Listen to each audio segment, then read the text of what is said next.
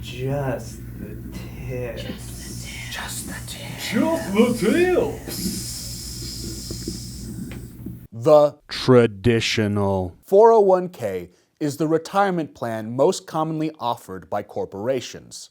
It is a defined contribution plan, meaning you, the employee, are responsible for contributing to your traditional 401k. As a rule of thumb, we at the CMPF recommend that you put at least 10 to 15% of every paycheck into your 401k. The biggest incentive for contributing to a traditional 401k, besides being able to retire one day, is that your traditional 401k contributions are pre-tax. Traditional 401k contributions are taken out of your paycheck before the government taxes you, thereby lowering your tax rate. However, that doesn't mean traditional 401k money is tax-free. When you start withdrawing money from your traditional 401k, the government takes its cut. Another drawback of the traditional 401k is that if you withdraw money before you turn 59 and a half, you will be hit with a very high fee and other frustrating nonsense.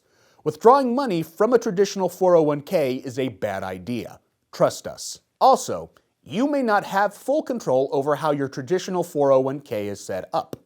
Depending on which investment company your employer has chosen, you may be paying high fees to have your retirement savings poorly managed. Yet despite these possible drawbacks, we still recommend you contribute some money to your traditional 401k, if for no other reason than to get the employer match. Chances are your employer offers to match a certain percent of your retirement contributions if you put a certain percent of your paycheck into their 401k. Even if you are on a tight budget, contribute enough money to your traditional 401k to get the full employer match. Whether you're a Marxist or not, if you work for a living, you're exchanging your time for money, so get as much money as possible. I'm Comrade Rourke, and you are the revolution. If you magnificent bastards enjoyed this video, subscribe to our YouTube channel. There, you can watch our full-length episodes, like our program on how to battle debt. Produced in collaboration with Fort Collins Public Media.